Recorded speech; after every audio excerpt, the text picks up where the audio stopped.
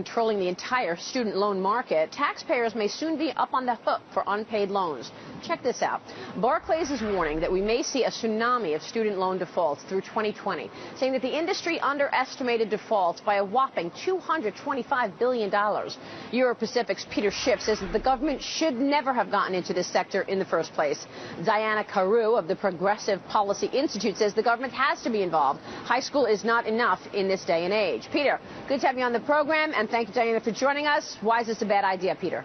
Well, just like the government inflated a housing bubble, the reason that tuitions are so high is because government guarantees the loans. And now students take these guarantees and bid tuitions through the roof, take the government out of the equation, and the colleges and universities have to lower tuitions so students can afford to go. But the beneficiaries of these high tuitions are not the students. They get stuck with the debt. It's the colleges and the universities that can sell overpriced degrees. And unfortunately, right now, we've got a lot of people with college degrees, waiting tables, cleaning toilets, driving taxis, and they have enormous government debt to pay back out of these small salaries that they earn. Yeah, well, that's a good point. Diana, you're saying that the government has to be involved. Why?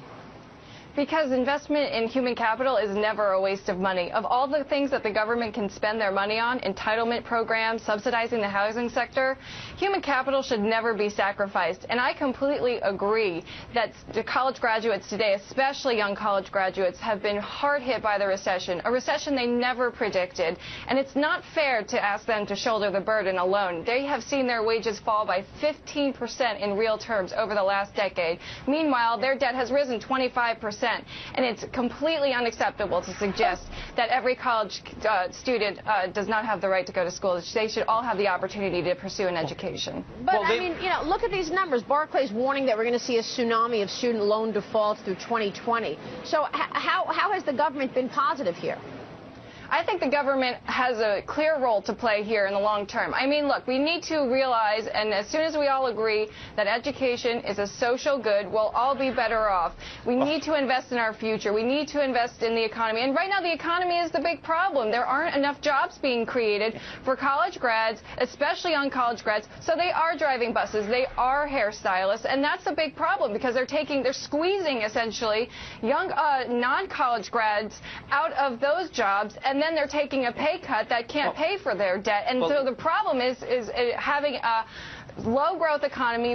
The only way out of this is to educate kids and get them into jobs that are better paid. Let me get a word in here, because wasting money overpaying for worthless degrees is not going to help the economy. In fact, it hurts the economy. No degree is worthless. You're always acquiring skills. You're always acquiring skills. It's whether or not the jobs are there that you can utilize those skills. A lot of the curriculum, a lot of the courses do very little to improve human capital. Look, plenty of people went to college before the government got involved. It just didn't cost nearly as much. People didn't graduate college with a mortgage. Now they do. I don't think colleges are setting prices based on how much students can take out of banks. Of course. No. They're basing their prices on the fact that students can borrow money with government guarantees. If the government got out of the market... I think there's more to it than that. No, there isn't. That's exactly the problem. I disagree. If the government got out of the market, students couldn't borrow money so cheaply. Interest rates would rise, and students wouldn't be able to bid up prices. Right, so then you get to decide who gets to go to college, and so only rich students get to go to college. That's a very good message to send. It's not up to the government to pay for everybody's college degree,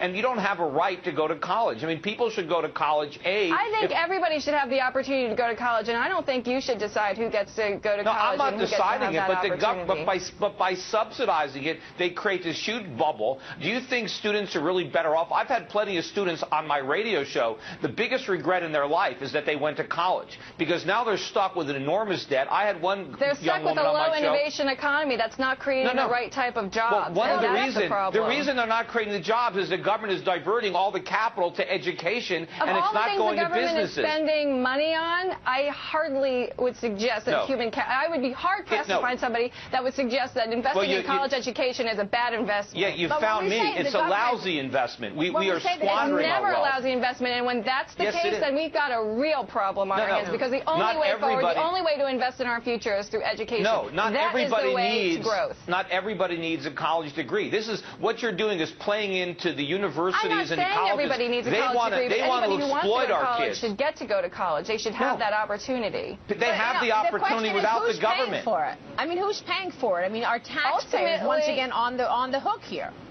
Like with other things, like with entitlement programs, like with the housing sector, of all of the things that taxpayers would be on the hook for, I would argue that education is probably one of the least controversial. Oh, it is very controversial. And, you know, because of the government, today, a college degree is not worth the price that you pay for it. Not only in the cost, but the 5 or 6 years that you're not in the labor force. But if we simply got the government out of education, college tuitions would plunge.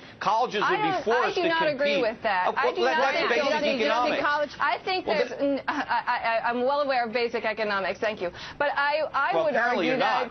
Yes, I am. Thank you. But I would argue that there's a lot more variables at play in a college. How college prices its tuition as opposed to. Prices are determined by supply and demand. If you take away the demand by taking away the guaranteed loans, colleges will have to stop building these fancy gymnasiums and these fancy, campus housings or the big restaurants. They'll have to cut prices. They'll have to cut the pay of some of their administrators and bureaucrats. They'll have to cut their faculty. They'll have to cut their technology. No. They'll have to cut their investment. No, Absolutely. they won't. No, Yes, they will. The technology will probably increase. Look, in the 1950s, students got great educations in college, and it didn't cost anything. Kids used to work their way through college, and they graduated debt-free with degrees. For them. I know. We're gonna agree to disagree. Because